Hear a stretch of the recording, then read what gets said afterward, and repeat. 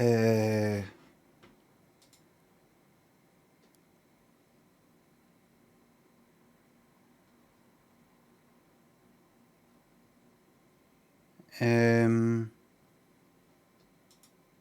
right. This is so that you can't see the t-shirt yet.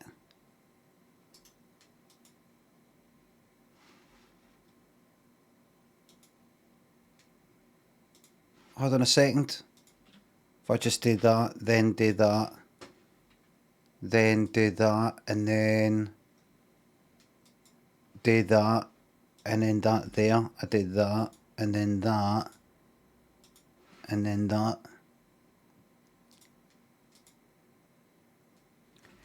Everybody.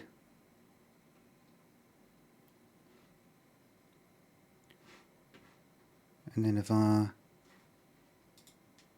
do that, and then that.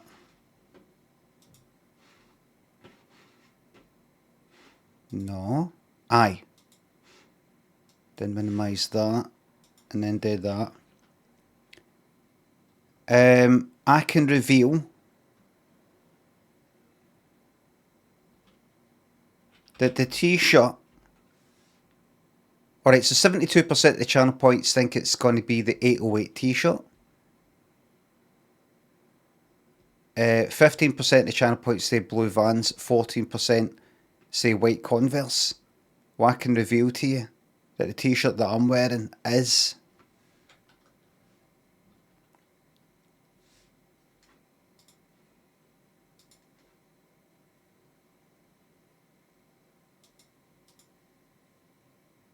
it's at 808, 808.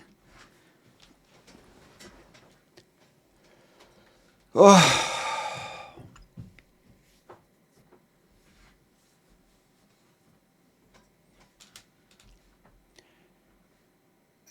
Now, you might be wondering about the seat situation.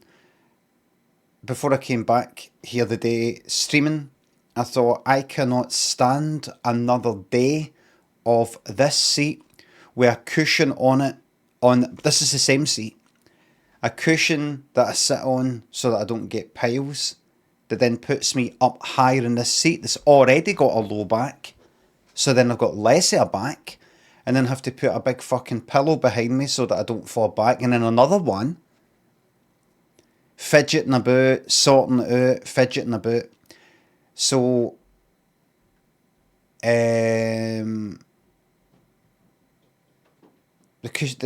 that's all away, the cushion stuff's away, and I'm just sitting on the seat normal, the back's still quite low.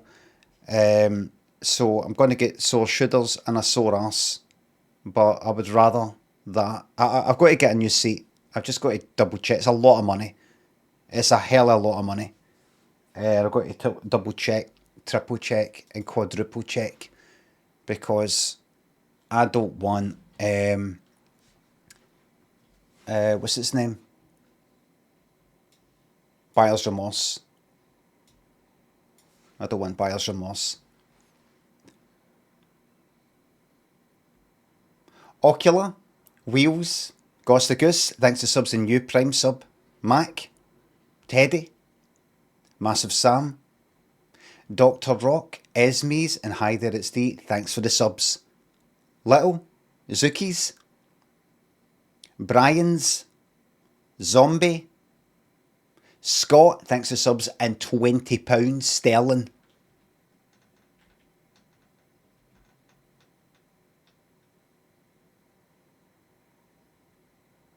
Either Craig or John, Rob, and Just Eddie, thank you very much for the subs. He's a smile, a gentle smile. Oh, what's going on? What's alright? Let me test something. Let me just test something just now.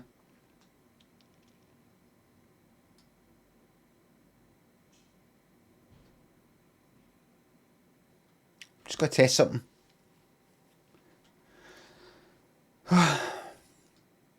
It's alright, it's fine. Miller, thanks for the sub. Hello everybody. That's me back.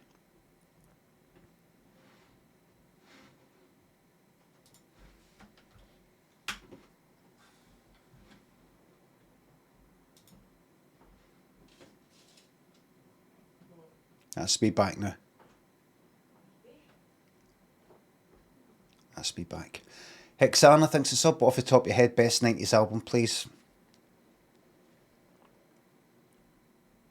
I've got one. I mean, I like listening to UF Orb by The Orb. Best 90s album? No, don't think so. I don't think I'll be answering questions like that anymore. I'm not a normal person with a favourite song and a favourite album. Not like you. I'm different.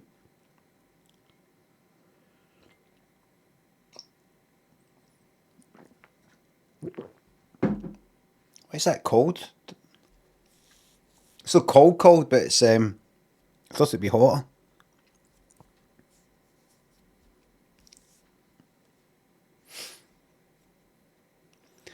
Bit knackered, so I don't know how exhilarating the stream will be today. That's what I thought before I started streaming today. But there you go, you're getting a roller coaster already. I picked that up, right? So first of all, you didn't know I was going to have a cup that looked like that. And then I drank it, and then I was like, oh, wait a minute. Why is that not as hot as I thought it was going to be? Right? So that's a surprise and mystery. And then, I had sleep in my, or whatever it was. I've had a shower, but that. So it's a more subtle type of exhilaration. It's for the slightly more mature audience that's able to kind of find exhilaration in between the lines.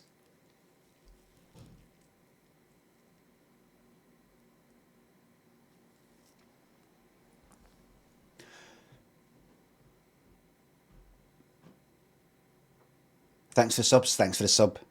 No, you do not speak my name. You have no right. Fuck, back to this. GMAC and Falling, thanks to subs. Thank you very much, Lucy. Thank you very much. I feel refreshed. Sat in a 3-hour flight, doing nothing.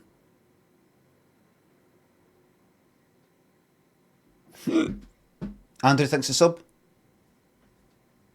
Husey thinks the £3. Oh, it made it back from my stag do in Budapest alive thanks to your advice. Hope you enjoyed Malaga. I did. I will talk about that later. I will actually talk about that later. Chris. I wonder when I'm just going to kind of get fed up for speaking.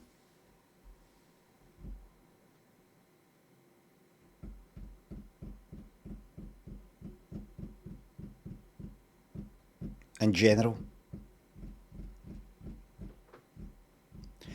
Pucker, thank you very much. Lenergetic, thank you very much for the sub. You can do it, Lenergetic. Everybody's in the same boat. Tommy, thanks for sub. Nice one. Super, thanks for sub. Jen. Are you familiar with the moment from Totally Scott Lee where Pulitzer finds out the singles chart position? I might have. Might be. Scott and Critcho, Maxinair and Dale, thanks for subs. Thank you very much. Miserable Jock says Maxinair. Right after that, Dale Jones, dirty, stinking, ungrateful, filthy jock pig. I can do it. I know I can do it. I know it's 4 hours, but, you know, just 1 minute at a time. Smile as if that's the funniest thing you've ever heard. You have no right. No, you do not speak his name. You have no right.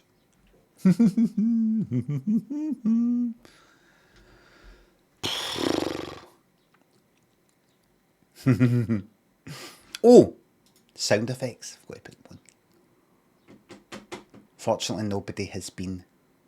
Oh shit, Husey did a fart sound. Oh! No, I've got the math! I've got the math! I've got the math! The RAF! I've got the math!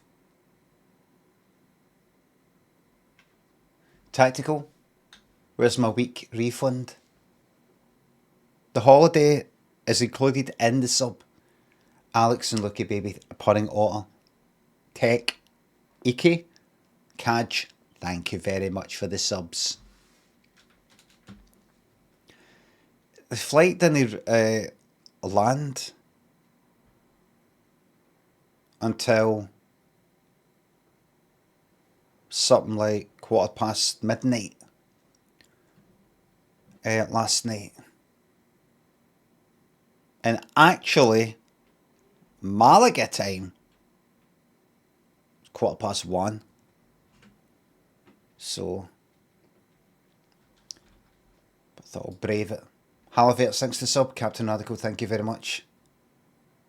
You're very welcome. MZ3E, thanks for the sub.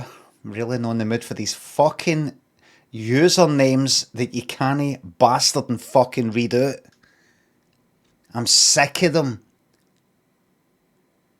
That person's got that username FRGSP. Frugs.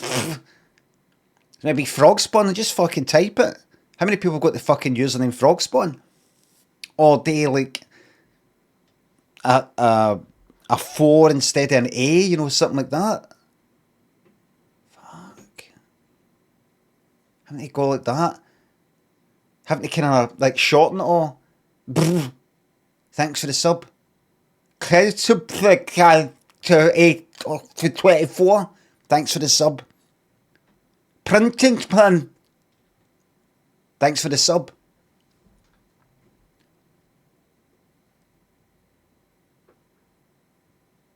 Limmy, why are you being difficult? My name's obviously Horror Fan 1982.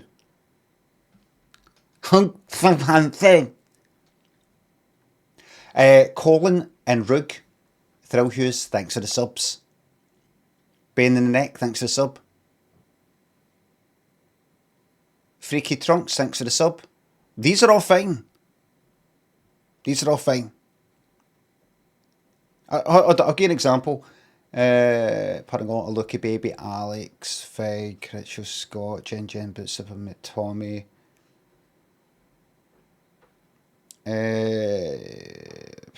Chris Hughes, Andrew Pascal, Hixana, thanks for the subs. GMac84, Fallen Wheel, Lucy Kelly, Zed Miller, is that Zemilla? Zed Miller. That's no one of the worst ones at all.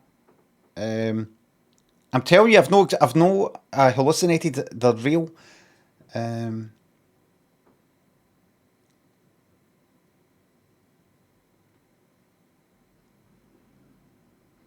Anna. Oh, thanks for the bits. That's 5 days ago. I went quite a far bit back there.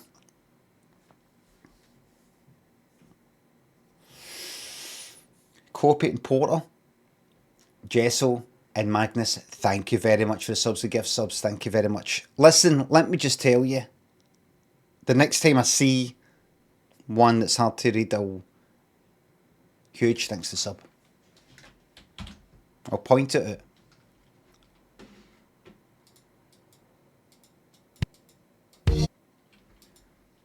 Go take a little time.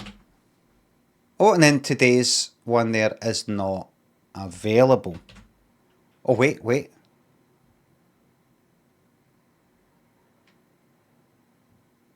Yeah. Load. No. Oh, well. That's that then.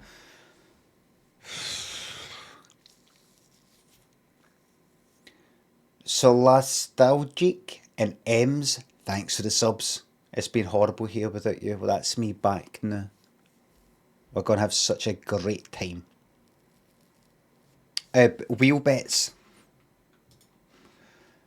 Gonna have a little time.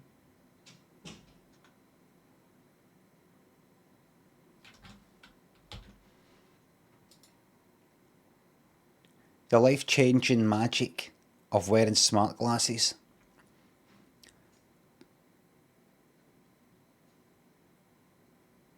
No. No. No. No. No. No. The technology has a lot to offer to people with visual impairments or hearing loss. That's how they're going to try and get us onto them.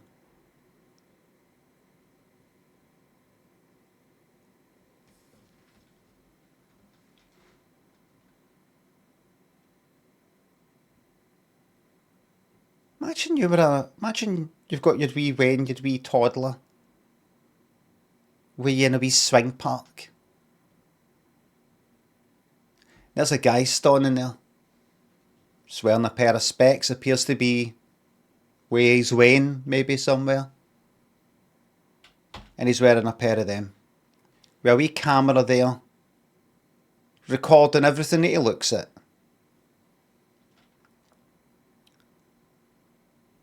You'd be like,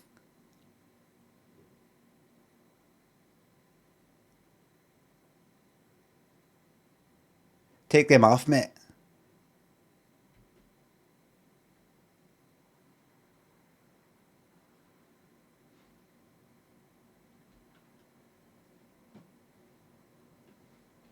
I wonder how many people have actually been approached. They're just wearing kind of like thick, rimmed, black rimmed specs. And somebody's went up to them like, take them off, mate. Put them in your pocket while you're here. Put them in your pocket. It's a swimming pool, mate. Put them in your pocket. What are you on about? The recording? It's not. Right. Well, they'll look like a pair of them. So just.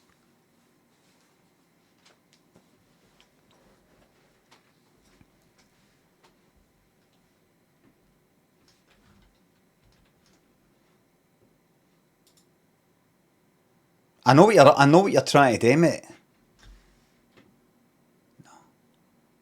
No.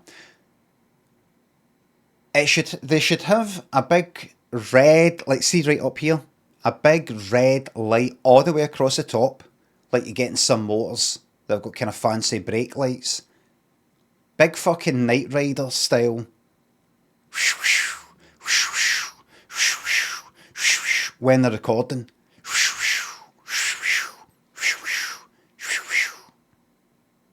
And it should actually go like this as well. Recording! Doot! Recording! Doot! Recording! Doot!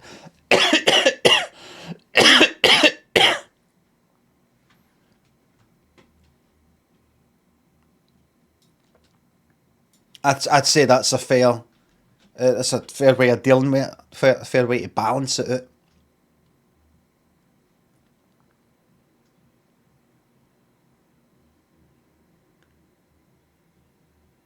Robotron, Hezer, Cartoon, thanks for the subs, thank you very much. Up Preston, North End, aye. Visivin, Louis. Visivin, Louis.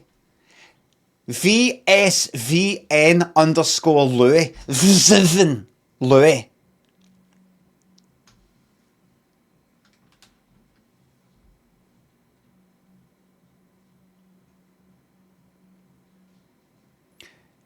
Silas Black Evil Seed says vlogging would be great with them, with these specs, but they've spelt vlogging VLOGING, not GGING, just the one GING. That's not vlogging, that's vlogging. What's vlogging? Good to be back from a holiday. I was a wee bit tired at the start there. I'm feeling refreshed and ready to get back into it. I was vlogging this. Hello, everybody. Welcome to my life. Come on, vlog. Vlogging. Hello, everybody. Welcome to a day in my life.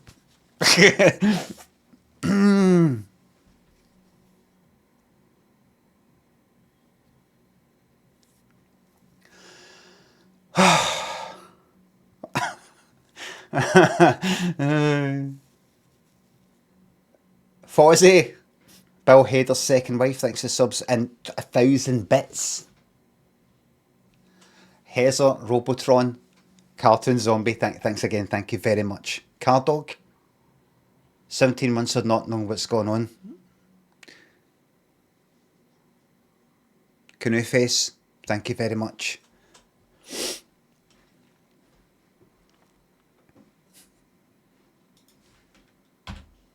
Look at this. See now that nuclear war, possible escalation to a nuclear war has been averted. For at least 2 weeks anyway. This is what we've got to fucking deal with. Jamie, is it Lang? I don't know how. I just saw him pop up in some video announcing something wrong or something and people complaining about it. No idea what the fuck it is. Is it Lang? Denies he was furious over boat race blunder. Like he read out the wrong winner or some fucking boat race. See the fact that some using the chat going like, who? Exactly. And this is what I've got popping up on my Firefox homepage. Instead of something to do with, you know, how to survive radiation sickness for a few weeks. Got this instead. All joking aside, see, seriously, I think I would prefer the nuclear war. And I'm actually serious about that.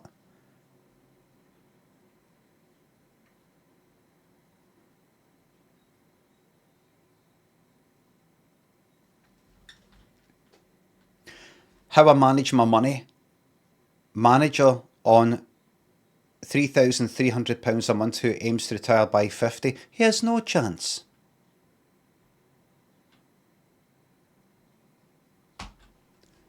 Austin Todger thinks the fiver.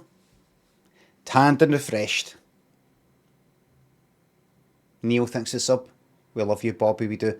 Bobby's not here right now. Bobby's on her holiday and she will be back and I'm looking forward to seeing her. Benno thinks the sub. Hampers for the mods. I'm not sure about that.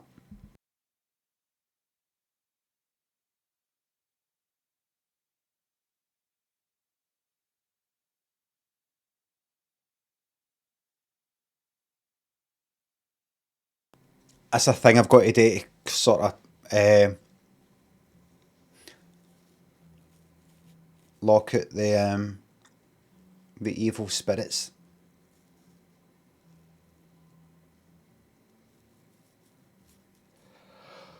Oh, or Holly Bobbies. Let's get a bet on the go.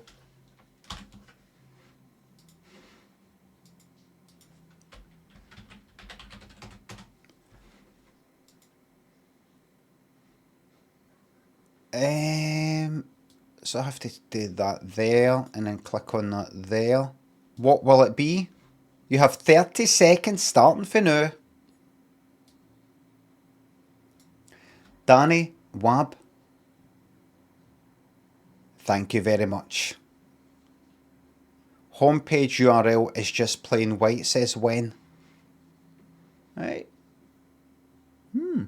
Interesting. The homepage URL is just plain white. Everybody, if you want to take a note of that, you've got your notepad there. The homepage URL, what homepage? Don't know. What URL? Don't know. What they're talking about? Don't know. It's just plain white. So everybody want to scribble that down in your notepad.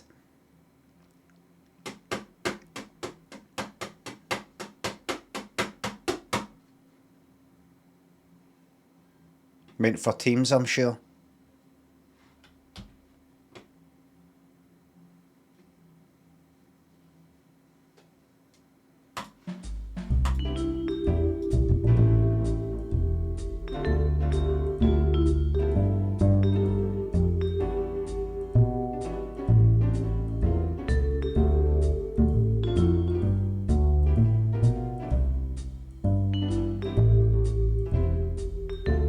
That's a boring. Boring.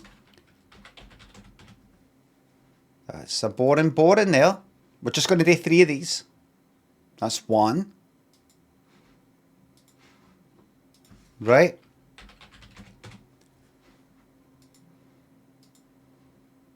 The second one,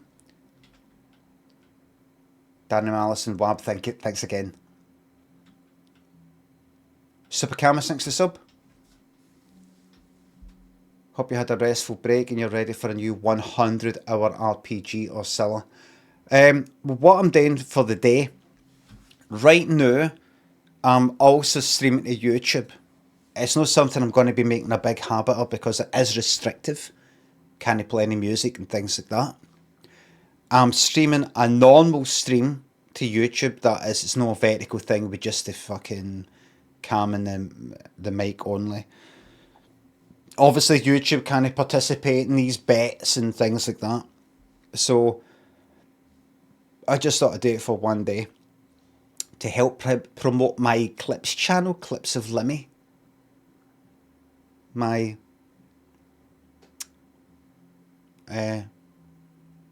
modest, humble Clips channel. Ghost Mutt, thanks to sub. Thank you very much. Oh, only problem is you get people on YouTube going like that. Can you see this? Can you see this chat? Can you see this chat?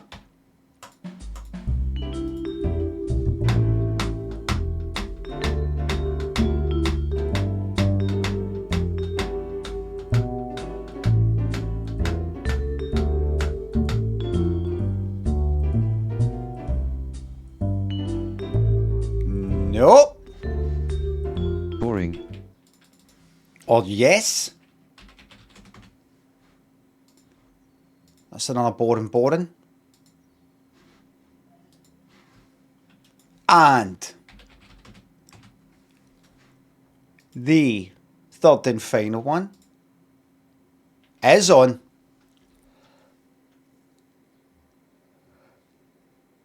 I'll tell you all about the holiday.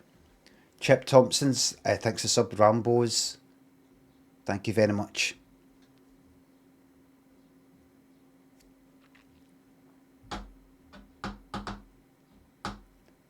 Dubby, thanks to sub. A guy in my office that I don't like saw me watching you and said wrong way, then pointed at me to cue me to finish it. Oh, did you?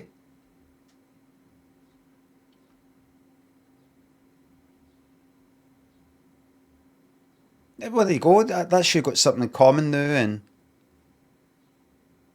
that's a good pal. You just made a pal today. Scott D, thanks to sub. Got a good tan on holiday. I did, but it was horrible. Oh.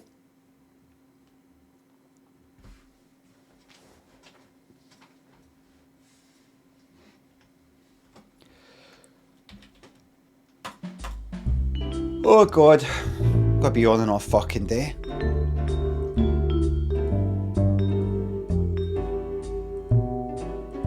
All day.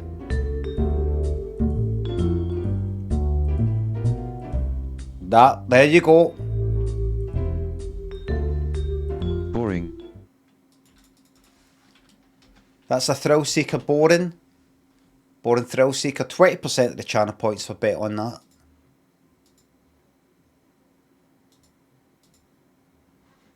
Congratulations to everybody who won. Commiserations to everybody who lost. But that's the way the cookie crumbles.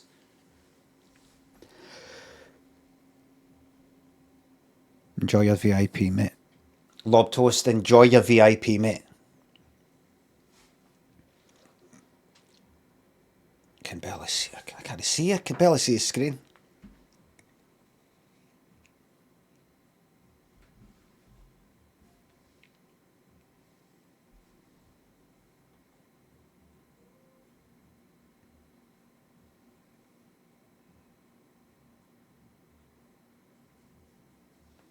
Wonky?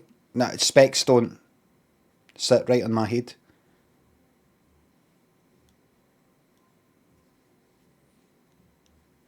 They never do.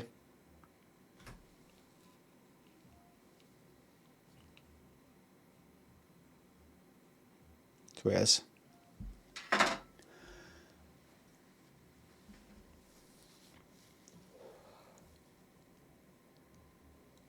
Oh,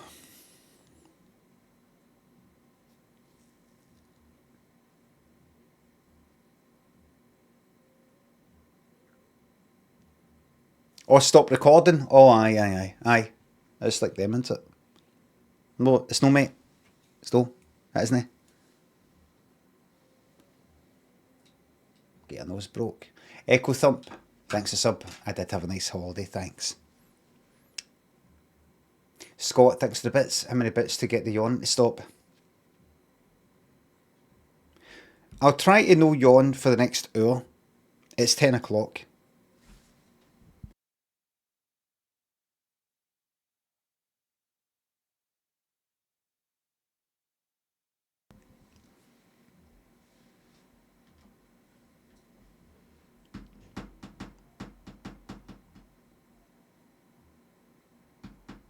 We playing a game? I don't think so.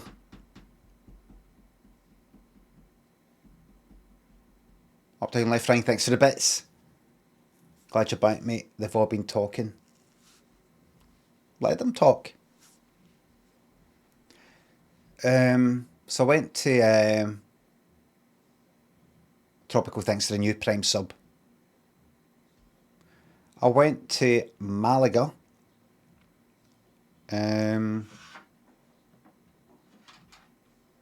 Like a kinda, mostly like a kinda, not a city holiday, but it's not a, there is a beach and everything there, but it's mostly kind of port sort of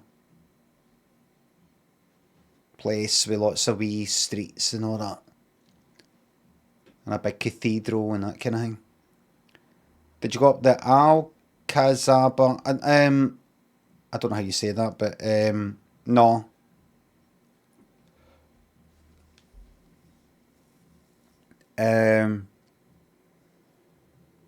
We've been before. We went before, and we didn't get round to going up at that time either.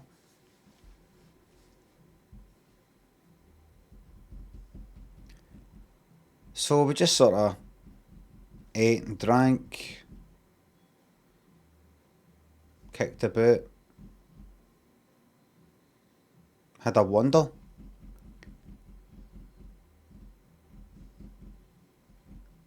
Pope, Alex, Knox, thanks for the subs. I did, thanks. Scott, thank you very much. What you do on holiday if you're not constantly in the booze? Just talk and sit about and eat and drink and go to different places.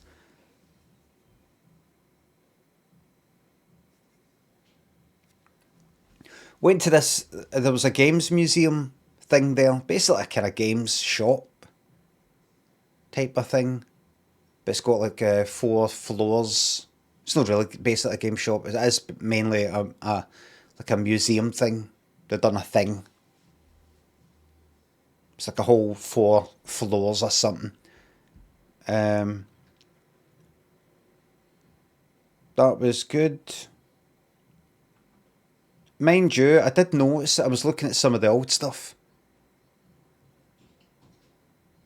And I was thinking, I've seen some of this stuff maybe about 5 years ago at another thing. Like, it's hard for me to look at one of the old Nintendo LCD Donkey Kong games, you know, one of the wee things like that, and go, oh, fuck, I had one of them. When I said that same thing about 5 years ago in Edinburgh at an exhibition there, you know, something like that.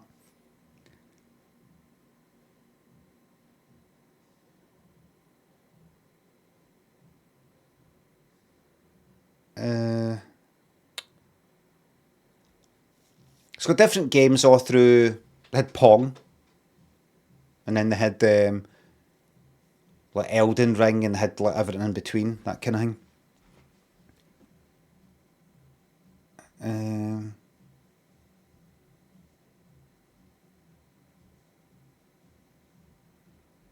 Sonic the Hedgehog, Pac-Man. They had Super Pac-Man. I played it, some arcade thing, Super Pac-Man, and I played it for about 10 seconds. I was like, I don't know what that is. I don't remember that. I don't remember that.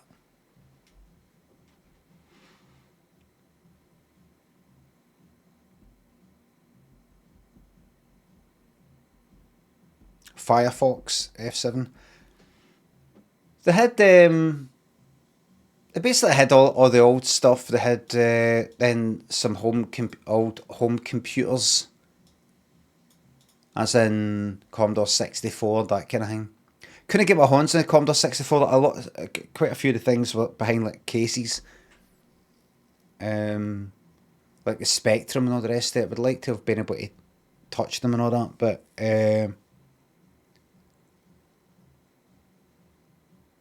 it's good. I thought we'd be in for maybe an hour tops.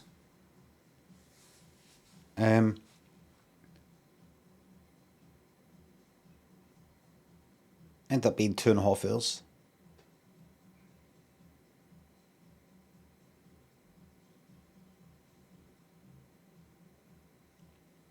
Considering it is only like 4 floors and it's no like some gigantic fucking museum, like an actual museum.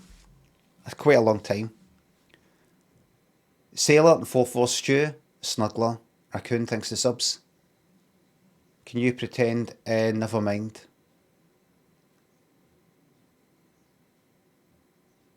Or is that like pretending to be? I can't even. I don't know. You've got the energy to work out what it is you're kind of impersonating that you're not born today because you know that I can't be born doing it. Did people ask me to pretend something? Pope and Alex thanks the subs. I know that I can do this. I know that I can do this. Had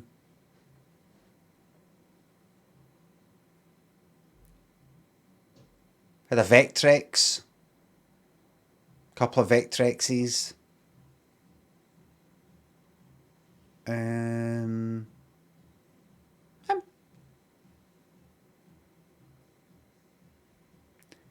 Rod Boy says Vectrex was so sick. I thought it was good. I liked the Vectrex. Don't know why you're saying that. Everybody, I'm fighting back against this part. This young skateboarders part. You know that youngster part. Fighting back against it. No, he means whack. Oh, right. But if whack's good, why did Whitney Houston say crack's whack? When she meant to say that it's that she's not on it.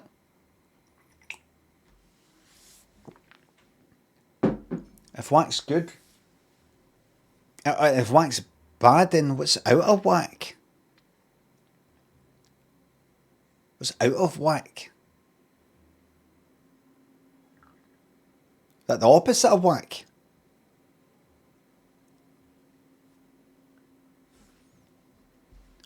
Savage, thanks for sub.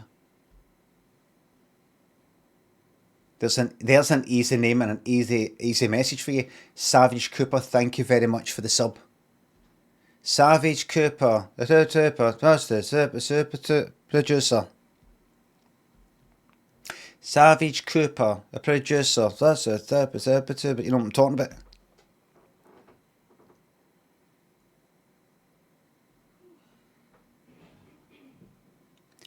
Adam says it stands for Wide Awake Club. We're going to talk about that, by the way. Wide Awake Club. We're going to talk about that. Clipper, Sailor, thanks for sub.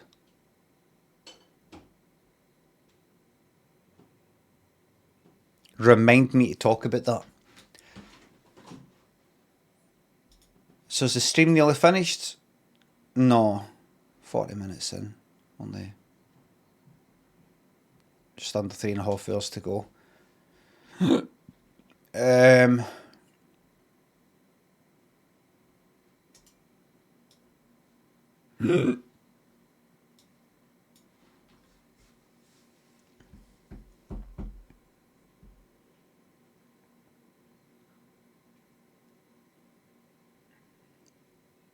listen to this. I know somebody who messaged me to say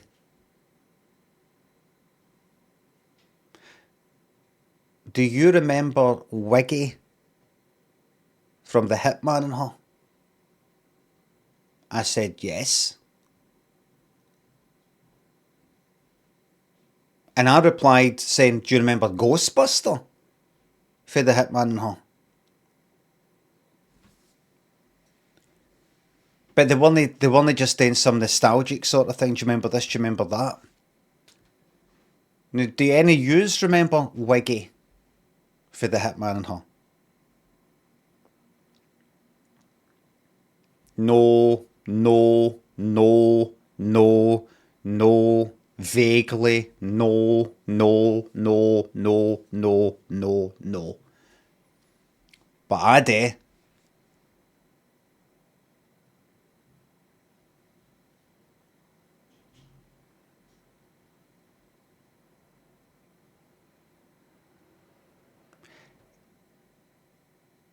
He then messaged me a picture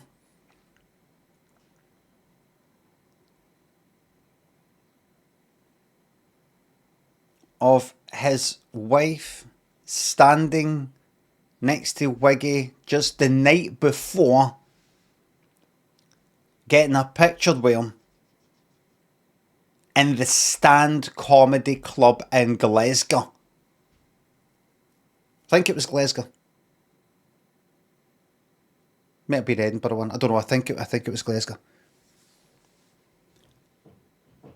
I was like, fucking what?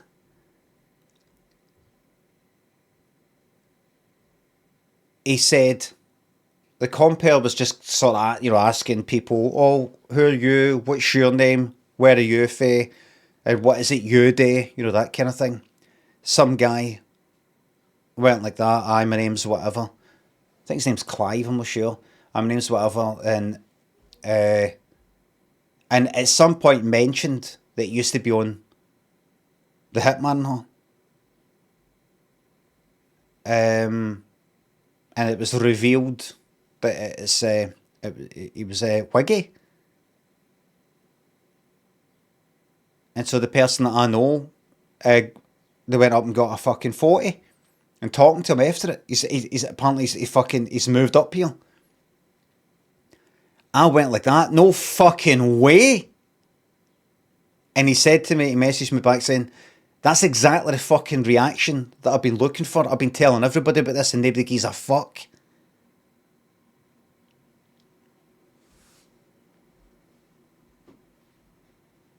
The Hitman and Her, in case you don't know, was a programme that was on in the late 80s, early 90s. But it was Pete Waterman from Stock Aitken Waterman, as in the producer behind all that kind of Rick Astley, Ellie Kyle Minogue stuff, Jason Donovan, all the kind of sort of mid to late 80s pop stuff that sounded a lot, it sounded the same. Him and Michaela Strachan. And they would go around the the kind of discotheques of the UK. And they just sort of play music and camera just going around the crowd and all that, and they would get people up on stage and there'd be dancers, like professional dancers up there doing a kind of wee synchronised bit of fucking dancing or some shit like that. The odd music video, that kind of thing. Just like a kind of discotheque club night. Guys wearing shirts and ties and all that. And, mostly playing his music, Peter Waterman, limited sort of PWL kind of music. And like the main dancer guy, so basically the main people were Pete Waterman and Michaela Strachan. Other than that, all you were really looking at was the camera going about people and on the dancers that were on the stage. The kind of main like choreographer, main person leading it was a guy that they nicknamed, or his nickname was Wiggy. Hitman and Her. Right, let's go to a random. 1991, Stockton-on-Tees. Right, hold on. Right, so do that, you know, like talking to people and all that shit, right? Right, see that guy there? See that guy right there? See that guy in the middle? That's Wiggy. See the guy in the wig? Right, they'd have all this sort of shite. Right, hold on. Right, see me out? See me on the left? See me out? Right? Him there, right? So he was basically like the third person. Michaela Strachan, Pete Waterman, anybody else, if you knew the Hitman and Her, it's him. And it was on run about, I don't know when it started. Friday night or a Saturday night, 11 at night, fucking midnight or something. It was on late, it wasn't live or anything. And then after that they had like America's Top 10 at fucking 3 in the morning or something, right? So when he said, oh, Wiggy, and there's a picture, I was like, no fucking way. And he was very pleased that that I thought it was a big fucking deal. Because it is a big fucking deal.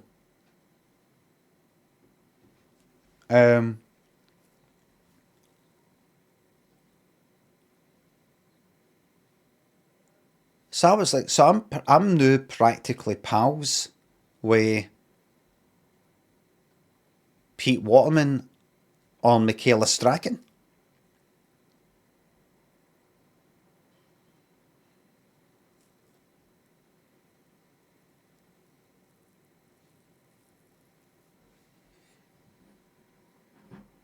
I did think to myself, there's just some people who, like my reaction to that picture of Wiggy, picture with Wiggy, it must be a bit like when somebody gets a picture with me. When I was in the airport and I was on holiday there, I got a picture with some people. They took got a picture with me. And whoever they're showing, maybe it's the same sort of thing.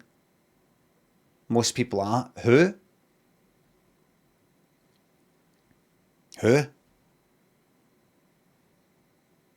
But some people will be like that. No way! I'm like the Wiggy of comedy.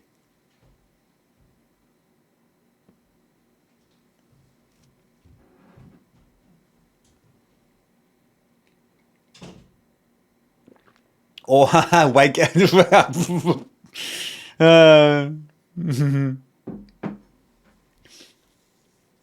And the patter comes full circle. Ding.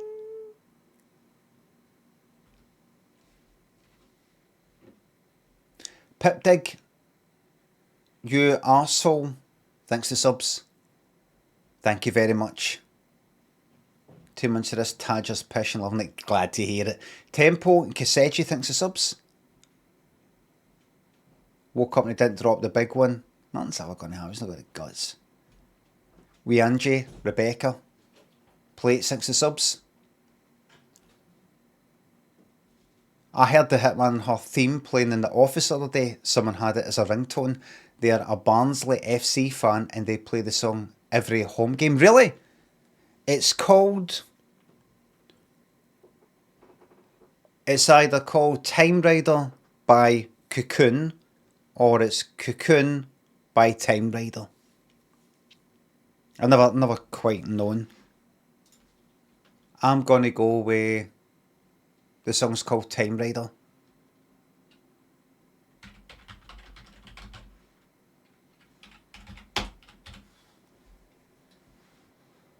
Other way around.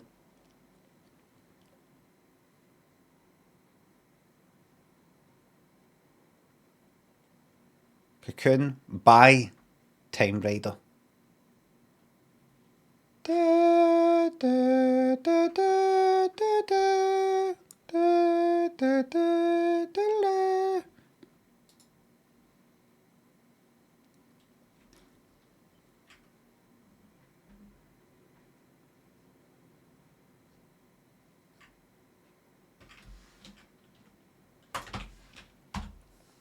Death by Crayon. Thanks for the sub. Crayon. That's a word I've not decided on how to say it. Crayon. That's the way I normally say it. Crayon. Crayon. Crayon. Do I ever say crayon? Crayon. No. Crayon. Cray. In. Crayon. Crayon. Crayons. Crayons. Aye, that's the way I normally say it. Crayons.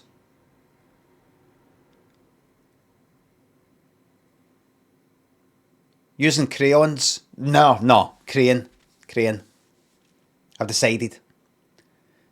All Surrogate says, oh my god, what is happening? What's happening? Somebody said the word, somebody's name was Death by Crayon, and what I said there using words was, that's a word that I've not actually decided on how I say it. I said Death by Crayon. I was like, wait a minute, do I say it like that? Is that how I say it? And so I tried it out.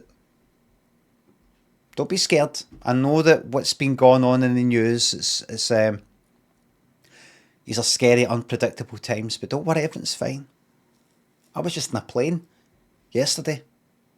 Pick a lump of metal, flying in the sky. Took off alright. Landed alright. Unpredictable yet. Fine.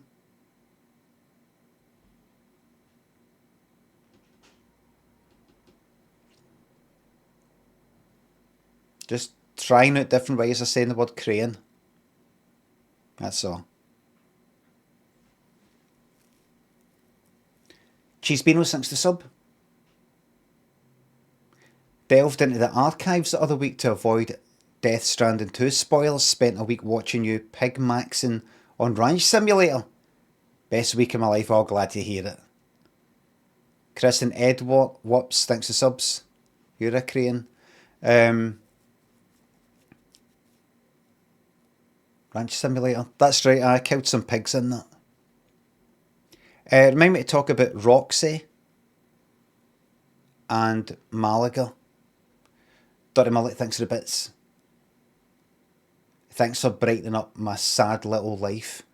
Do you remember Filma, was it Filma Little World Right Up? I don't know if that's the whole name. By Filma Little World Right Now. By the script, no the music, the feeling. Remember?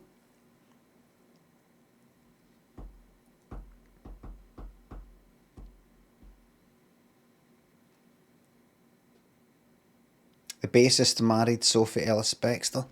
I liked that song in a kind of way that I didn't like it.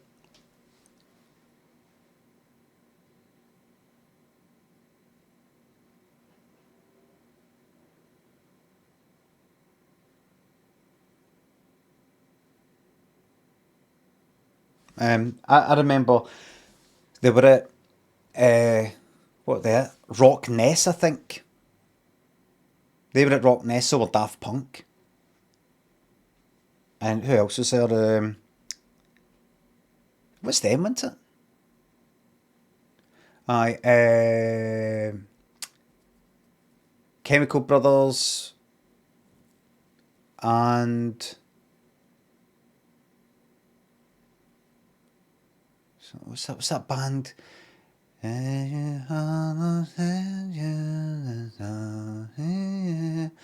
I see you, baby, shaking that ass.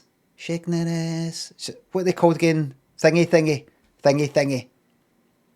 Groove Armada. They were there as well, I think. But The Feeling were there as well. I think. 2000 and... When would that have been? 2003 or something. Would it have been?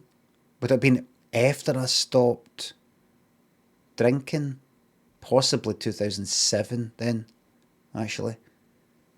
Was it? 2007? Aye. Because I don't remember me being fucking blitzed at it. So that would have been after. I remember that, I don't know, they did a song or two and then they talked to the crowd and said something like, now, I can't remember the guy's accent, English though. Now, I heard, this isn't how he sounds at all, but this is pretty much the words that he used. Now, I heard that the Scottish people are really musical people. So I want to hear you really sing out loud at the next song. And people like that, yay! And I was just thinking, how fucking patronising.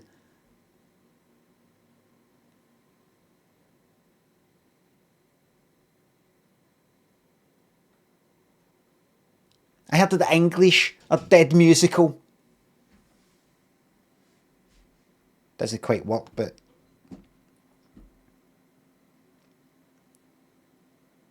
Well, thank you. Aye, but... It's different when I say it.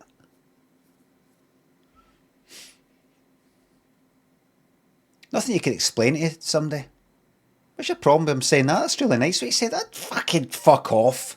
Scottish people are very musical people. Well done, you. What does it even mean? What do you mean? Shh. What do you mean? We're musical. Compared to who? Who isn't he? Actually, he must have thought about it before coming on.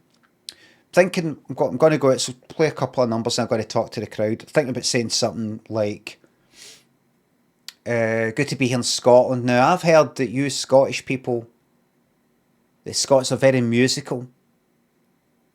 So this next song, if you not want to hear you sing really loud, you know, something like that.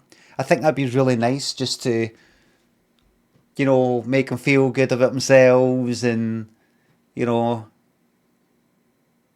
because they're not the most fortunate people in the world, you know. I mean, they've got all this. It was Rock Ness, so there's Loch Ness behind them. They've got all this, but I mean, it's not really like theirs. Do you know what I mean? It's just fucking land. It's not like they made it.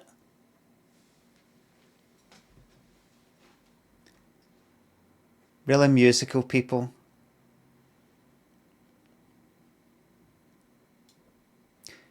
Obviously, we English are really musical, but it kind of comes easy for us. You should be proud. You Scots are a very musical people. Oh, I wonder if somebody has bootlegged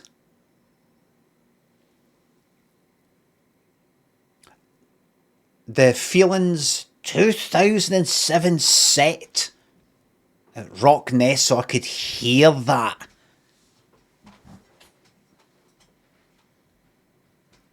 Griffer, thanks for the bits. I want to get an emote from the hype train, please. Hope I get the frog, thanks. Craig and Quaid, thanks for subs. The new Life is Strange game, Max and Chloe are back. Yes, I will be playing it. If I can steals along Kyoto, Sen, JK. Thank you very much. I'm not expecting much. I'm not expecting much. Remember, the first time I played Life is Strange, and then Life is Strange. It wasn't Life is Strange 2, it was Life is Strange After the Storm, I think it was. I was taking the piss right out it, and that was good. And it's a kind of classic, great streams from the past for anybody who maybe likes my streams. I don't know, as maybe being particularly nasty or something. I can imagine this new one would be something like what's it called again? What was that one that I kind of played recently that was kind of like it? It will be too self-aware. Shoving stuff. If you're talking about my streams on me, I'll be too self-aware. Possibly. But the game. No, the game. I don't think so. Shoving stuff. It's not like they're going to go, right, people are taking the piss out of this, so let's be aware of that and sort of play it up a wee bit. As if it's some sort of reboot of something for the 60s, and just sort of that was done authentically and earnestly in the 60s, but now we're going to sort of take a piss at it. No. People loved that. I mean, the people really liked Life is Strange. No, my stream. Yeah, people really liked that game and really cared about the characters. It's not like if you go on, you look at the reviews, you see people go like, "Oh, I love to hate this game. Oh, it's so cringe. It's so bad. It's good." No, people like that. Oh God, I connected so much with Chloe and Max. And if you look at this new game, people like that. How is Thingy still alive? No, this is just a cash grab and all that. People really fucking care. You got to remember, there's normal people out there. Never forget, there's normal people out there with emotions. Ghost Partition, thank you very much for the sub.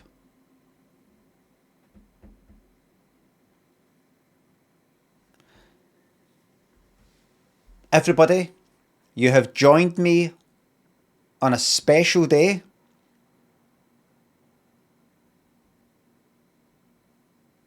And the day is this. Today is the day that I'm going to find out something that I've never got around to finding it. Now, how did it pop out of my head? I'll just tell you what it is. I was in the shower earlier and I hummed to myself. I don't know if some song reminded me it. It was a synth thing. Jealous Guy by Roxy Music. No, the John Lennon version. Roxy Music. It was maybe the music video, the kind of funny music video, it's unintentionally funny music video for Jealous Guy by Roxy Music. The whistling as well. It popped in my mind, right, that song.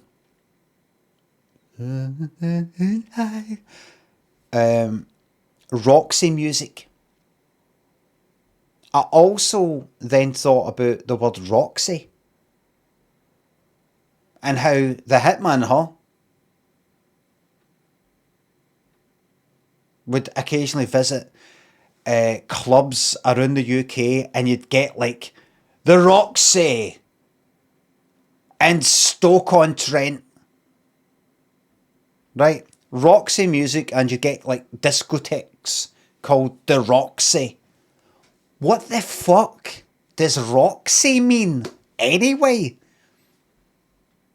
Roxy. I have never known. And the day I thought, I'm going to find out the day on my stream in front of you all. What does Roxy mean? Let's find out. Is it like Latin? Tyrannosaurus Rex? Rex means like king, leader, something like that. Roxy. Let's find out. Why are there clubs called the Roxy? At least there was. What the fuck does Roxy mean? And I'm making sure I don't look at the chat because you'll ruin it for me. This is my experience that no one will take away, not even you. Here we go. Roxy meaning. Roxy is primarily a female given name of Persian origin meaning dawn, bright or light. Often used as a diminutive of Roxana or Roxanne. Are you sure?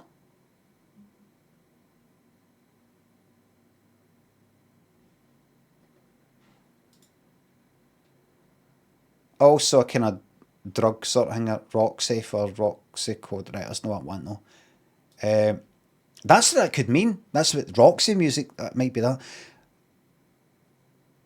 Is that can't be it. Often linked to Roxana, the wife of Alexander the Great.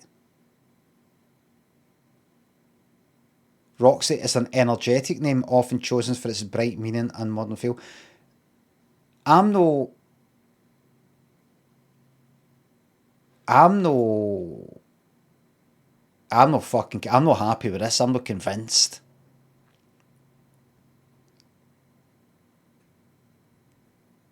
I'm not happy with this. Are you telling me it's just a name?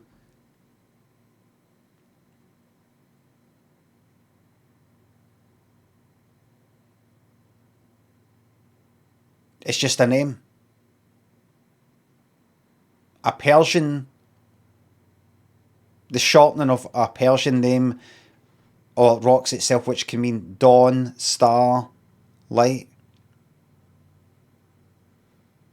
So it could be something like, so a club called the Roxy, it may as well be called something like the Jennifer.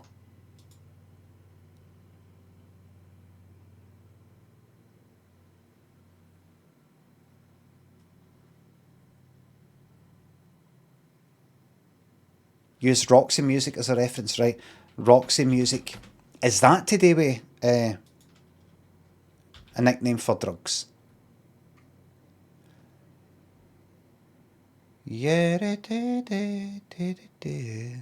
Oh, there we go. The group's name is derived from Ferry and Mackie on Mackay making a list of old cinemas. And Ferry picking Roxy because it had a resonance, some faded glamour and didn't really mean anything. That's what I like to hear. After learning of an American band with the name Roxy, Ferry changed the name to Roxy Music, a play on rock music. I like it. I like it. So it's kind of like... So that's in the 70s. I would have thought... I suppose Roxy's quite old, isn't it? I would have thought that at that time of him naming the band Roxy Music, that's when you had places called the Roxy Cinema or something like that. But at that point, that was already kind of like the Gaiety Theatre. Already sort of had a feeling of like it's faded, it's... So what's the conclusion then? Places called the Roxy Theatre, the things like that, were just called Roxy because it was a name that sort of meant kind of like bright or something, but people probably didn't. People who named the theatre the Roxy Theatre weren't really thinking it's a name of Persian origin which means bright, and because this is a theatre with lights, we're calling it that. They probably just liked it's got like a kind of X in it and it's short.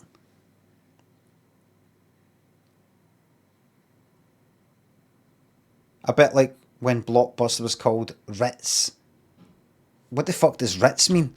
Well, everybody, we're on one now. We're on one. One thing leads to another. What is Ritz? Putting on the Ritz. Ritz biscuits.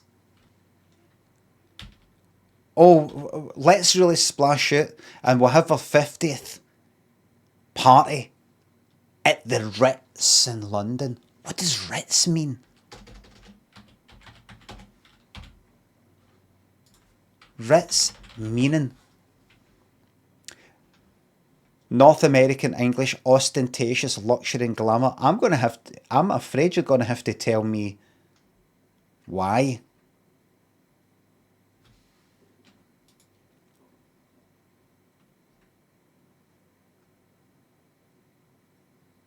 There we go. After the sumptuous hotels founded by Caesar Ritz, 1925 to 30.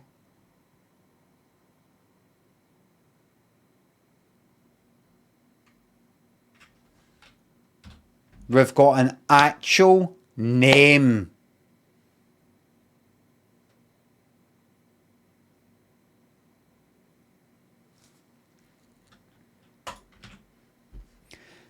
So, to conclude, Limmy, how do you feel about the Roxy thing? A bit let down. I'm not quite happy that I've fully really got the full meaning. Is that really all it is? Roxy, is it just a kind of cool sounding name? Is that all it is? You could say, no, it's because Roxy, the name, like a person's name, the name actually means bright or dawn. I know, but so does like Brian. Brian means something. The name Brian means something. It means, I can't remember what it means. I remember seeing when I was younger, it's like Celtic or something like that for strong or fucking some shit like that. And then 10 years later, you look it up in some other book and it's not. It means some other kind of carry on.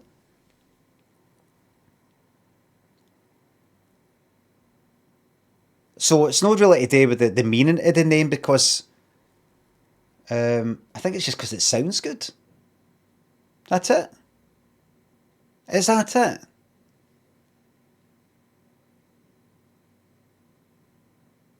It was a guy. It was a guy.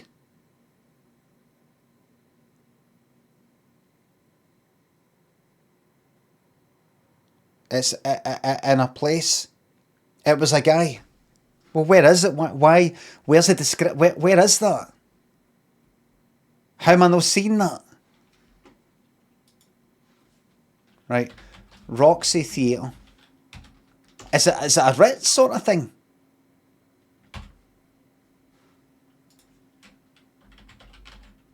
Don't make me AI this.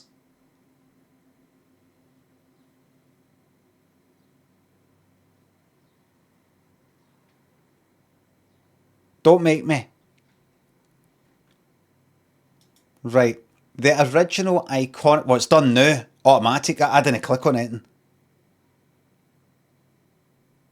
The original iconic Roxy Theatre in New York City was a massive 5,920 seat movie palace on 7th Avenue of 50 on 7th and 50th, which opened on 1927, built by impresario Samuel Roxy Rothafel.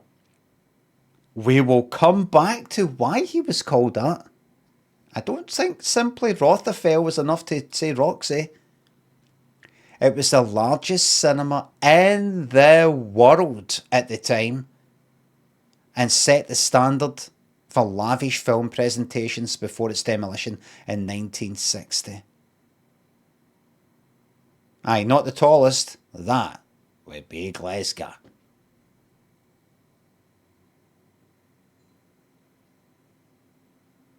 The immense popularity of this theatre led to the name Roxy being used for numerous cinemas worldwide. Right? Right? Right? right? That's good. That's good. So whenever you see the Roxy Theatre, Roxy Music, the Roxy, just a club called that, it's because of this guy creating the largest cinema in the world, and it's associated with grandness and entertainment. Just one thing, and that is to really join up the dots, tie up the loose ends. Why was he called Roxy? Rotha felt it isn't enough that it says it's got R-O at the beginning. Don't make me AI it. So help me fucking God, because I will. Roxy is his nickname, like Limmy. Brian Limond. Limmy.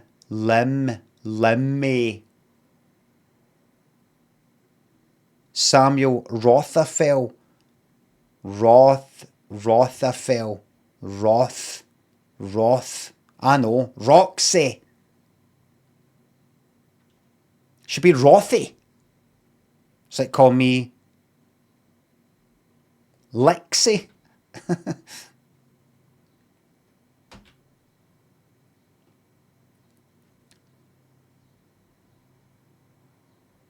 Right?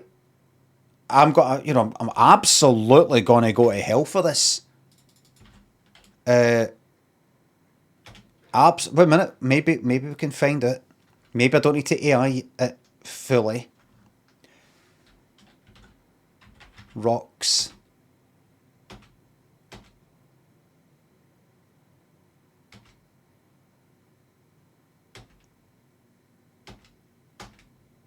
All right. Okay. Okay. Okay, so we're not getting told. We're not getting told. Mackie says Limmy the famous procrastinator. Mackie, what is it that I'm putting off? This is it.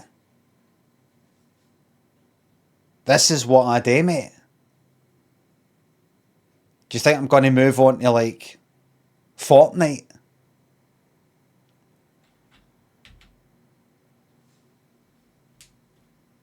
This is as good as it gets.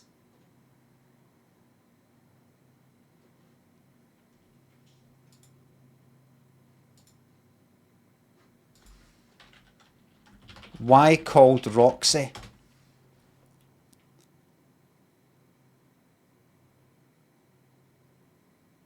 Because his friends found his last name Rothafel difficult to pronounce when he was a boy. It's pretty hard.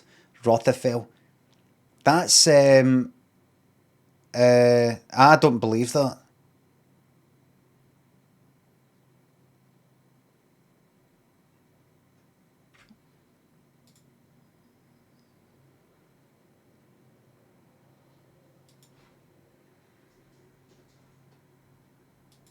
That's just so what we've got the fucking Cornwall.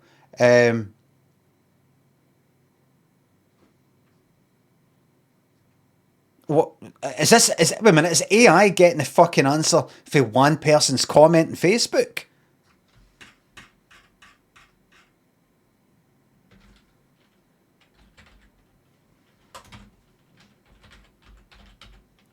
Pronounce this name anywhere.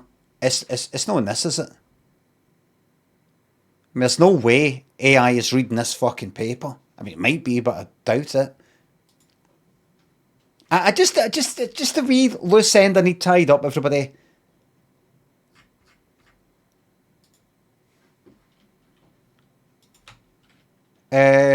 Prove the thing about difficult to pronounce. This is how I type. This is how I type now.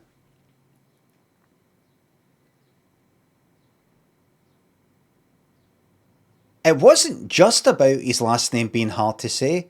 It was actually born on a baseball diamond. The name was first shouted by a young boy in a mining town in Pennsylvania while Rotherfeld was running out on a two-base hit in the local team. The boy yelled, "Slide Roxy."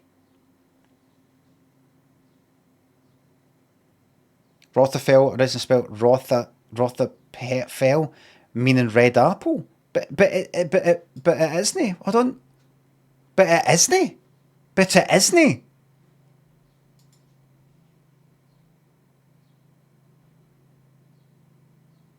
Originally spelt that, but it isn't. Under his 40. Oh. Oh, there it is there. It is. I was right. This is amazing.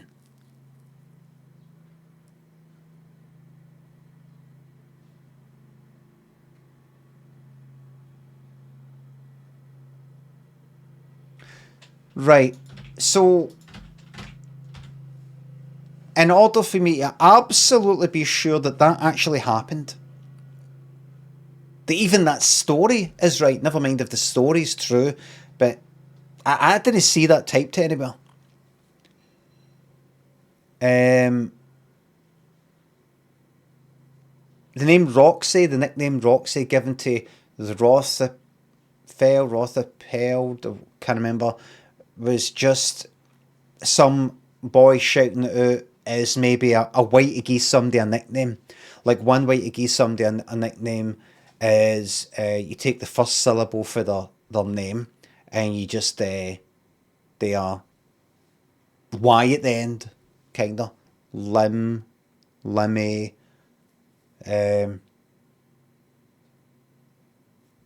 name a surname.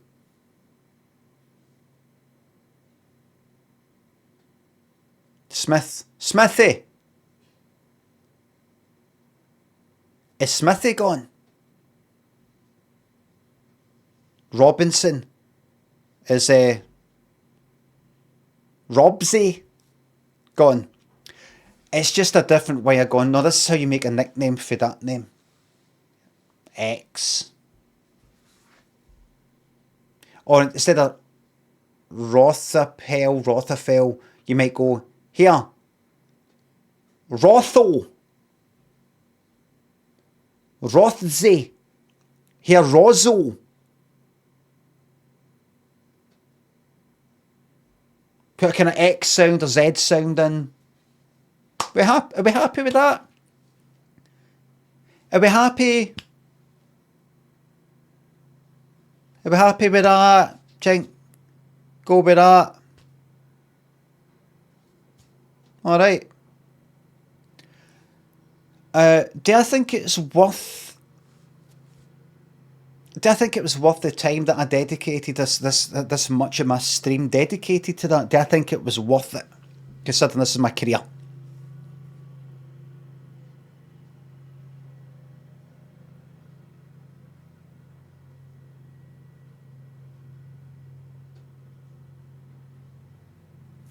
Yes and no.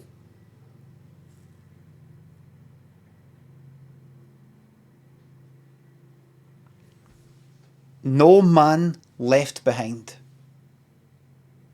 It is very important that we send a message out to the universe and to ourselves that see if something doesn't add up,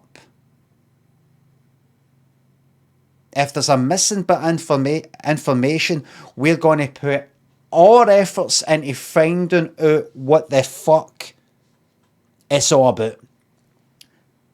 No matter how insignificant it is, we need to send a message out there. We're going to seek the truth. In every instance, shoplifters will be prosecuted to the maximum extent of the law. On every occasion. No exception.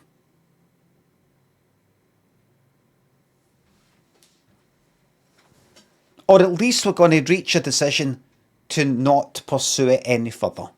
We're going to reach a decision to be ignorant. But we're not just going to kind of leave it foggy. Did we ever sort of get round to finding out that thing? Did we ever sort of, this is real, maybe one day? No, this is, we don't know. If not now, when? If not us, who? Roxy, done.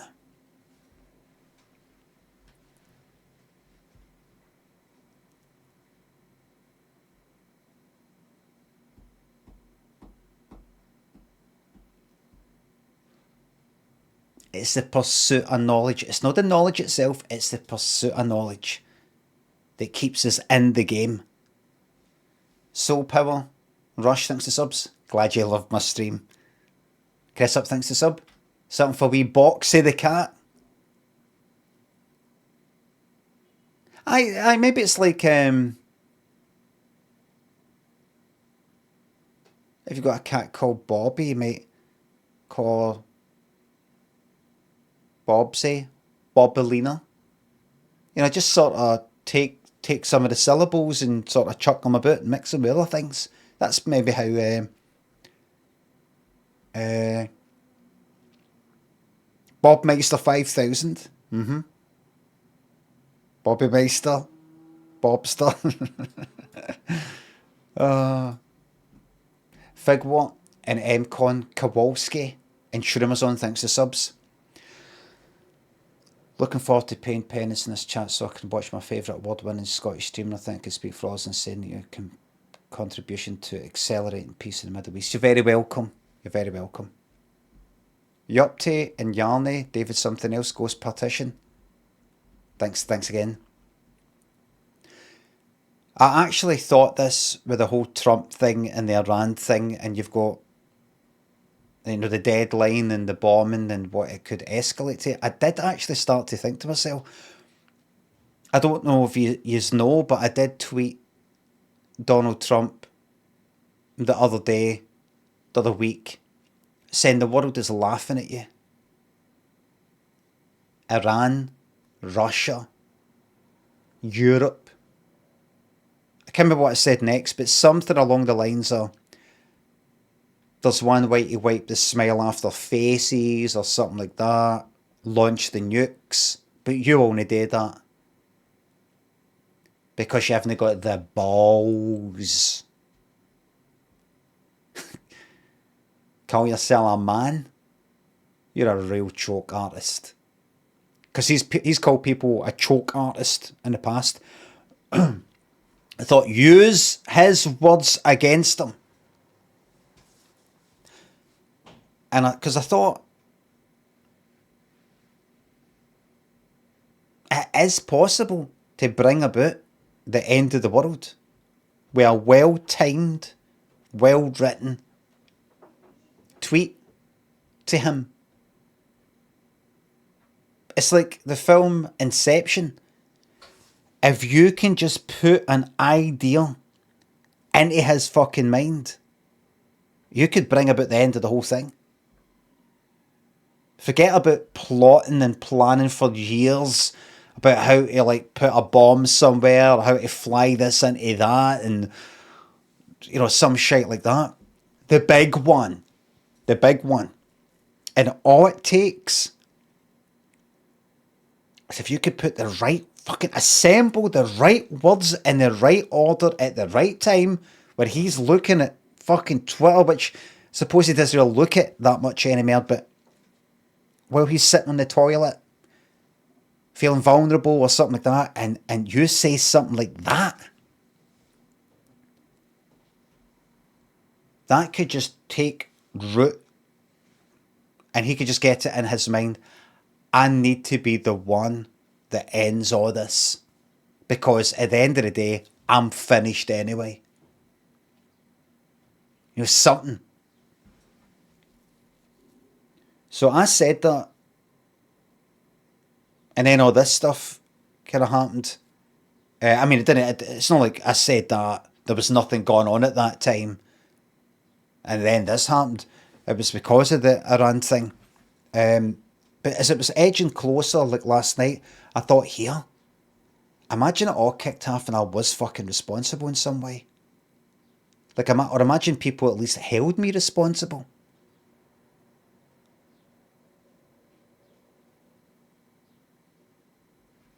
It was scary. I did think. Because I was, because he said something like, basically 1 a.m, GMT, BST, whatever, 1 a.m. in fucking Glasgow, run about that time, it's all going to kick off. Or at least that's when the deadline's finished. We were kind of landing coming back for holiday. We were up in the fucking air. Going to be landing about 12:15. I thought, what if, just as we're about to land at midnight, suddenly it's fucking daylight outside the aeroplane window. Christ, what's that?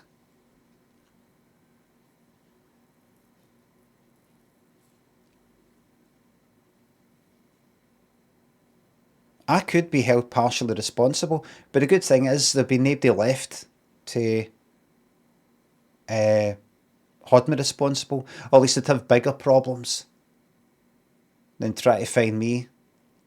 They'd be too busy sellotaping their ears on that are falling off due to radiation sickness, in case you don't get the reference. Aye, too busy looking for rats. Chasing rats.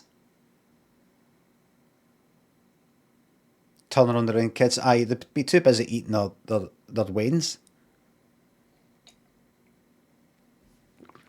Morality would be out the fucking window. Who did what? Who caused this? They don't give a fuck. Or their teeth would be falling out. They'd be coughing up their fucking lungs. Coughing up blood. Shiting blood. But anyway, so it's not going to be happening for a couple of weeks at least.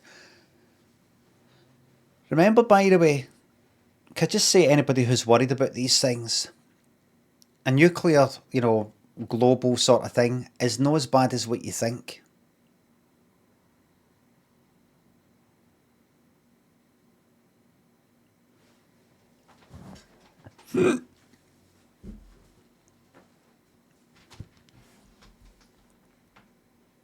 Alright, so just fucking chill out. All this stuff is worse than the imagination. Just relax. It's all pantomime. Aye, it's just a panto.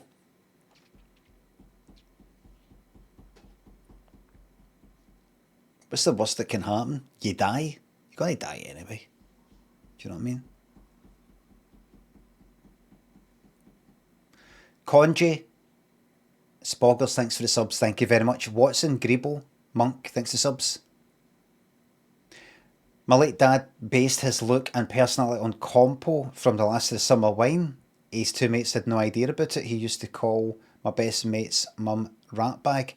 I don't know what the party was like in that, but Compo, is that the cunt with the bonnet? Is that the cunt with the...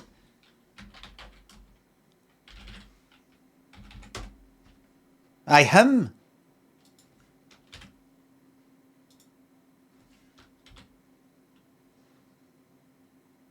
I never watched that. That's the Wallace and Gromit guy there, isn't it? Him on the right.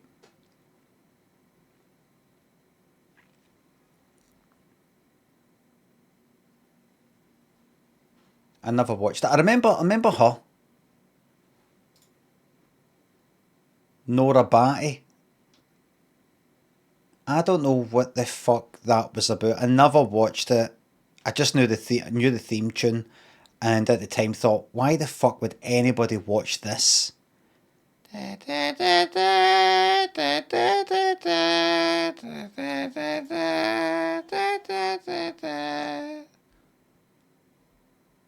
that a kind of early still game? Did they sort of kind of get up to hijinks?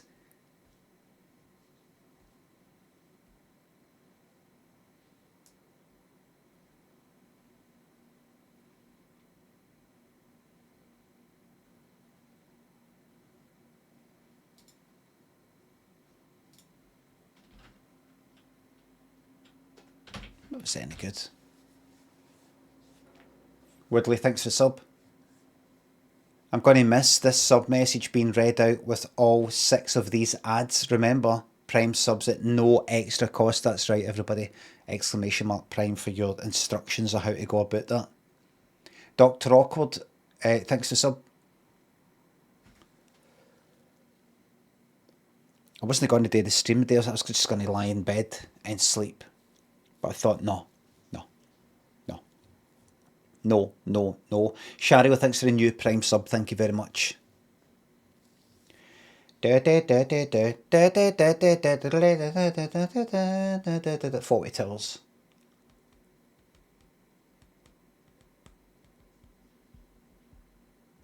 Oh, so I was in Malaga and they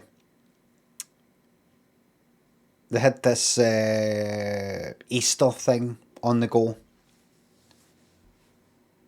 Is that parade where I took a picture, it looks like fucking KKK, kind of pointy, white pointy sort of mask fucking hat things, and there's the white one and like purple ones and black ones, and KKK copied them. Is that right? KKK copied them. What is it? What is it?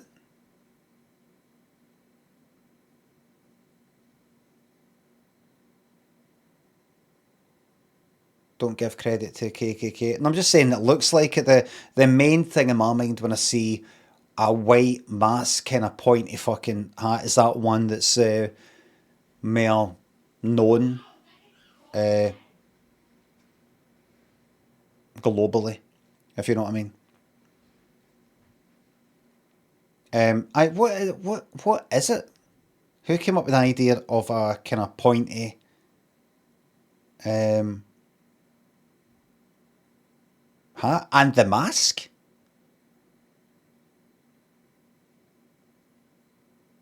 Look it up. I can't be honest. It's a Christian thing, public penance. How does wearing a mask though?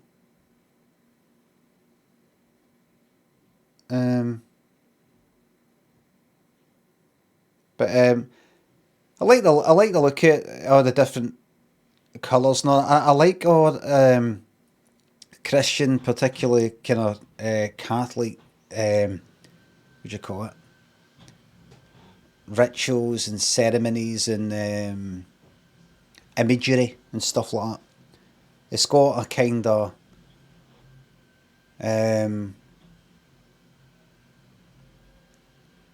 sort of interesting and particularly that kind of thing, like carrying big things and a stuff where you go into some shop and it's like all the stuff.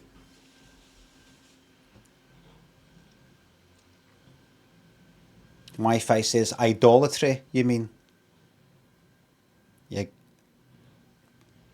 hardcore Calvinist yourself there, Wi-Fi.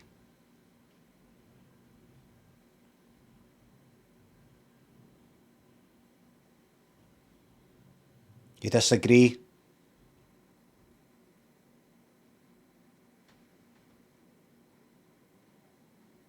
Wi-Fi, you're like that. It says very, very clearly, the 7th commandment, thou shalt not thingy graven idols. And that's what that is. Listen, I don't want to get into it all. But I've heard that a lot when I was younger. And if I was to ask these same people who disagree with that kind of thing, do you yourself believe that Jesus Christ is your Lord and Saviour? They'd be like,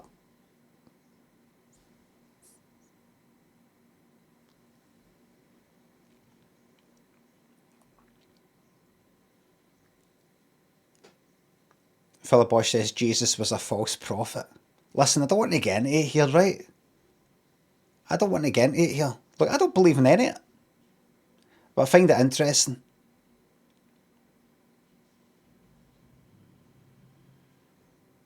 Get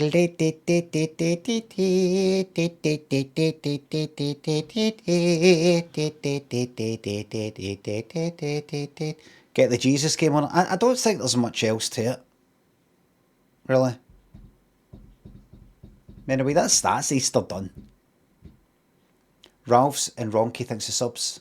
You're the wind beneath my wings. Thank you very much. Disaster, thank you very much.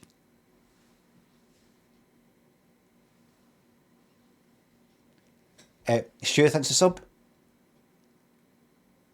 We were buzzing, but you didn't think you'd appreciate a cheeky hello at 5 in the morning. And at the airport. Oh, right, that's early as fuck. No, I would have been alright with that. Hello there, Electric and Yako, Synth Girl, Milsey. Thank you very much. Anniversary of Maggie's deed today. Really? Sandy thanks the sub.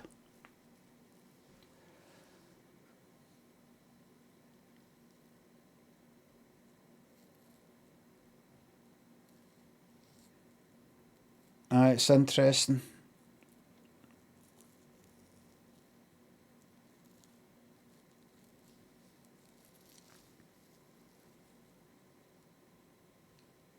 Sandy Bogrel thanks the sub.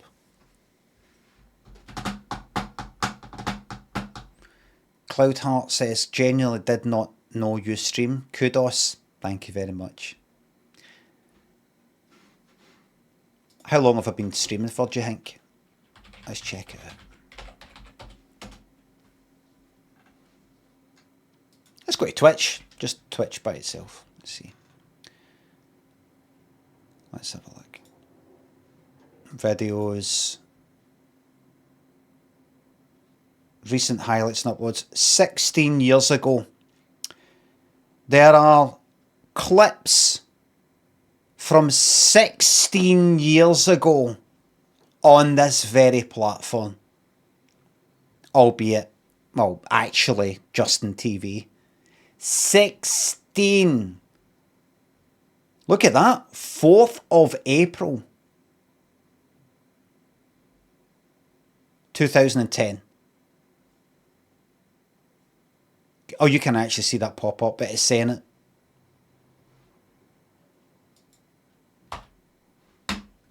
Glad I'm finally somehow getting out there. 16 years, only took 16 years in a few series. A few years of being in the telly. Haley, thanks for sub. Finally resubbing after a busy week. Thank you very much. It's been a busy week. Did he stream regularly back then? There's streams, I think, there's clips there when I'm talking like, so I'm starting filming Limmy show. I think. April 2010. Aye, there is something where I'm talking about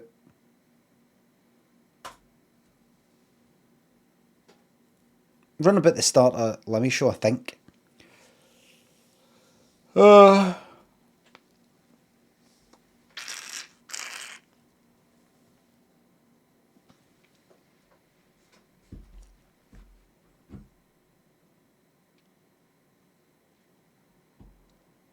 There wasn't the mega box in it back then. People forget there was a taboo about donations and all that.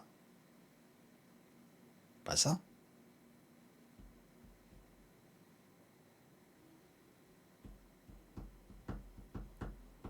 The Geisha laptop skit is my fave from the show. I don't know if you're joking, Silla Black, but it's called a sketch. It's called a sketch show, not a skit show.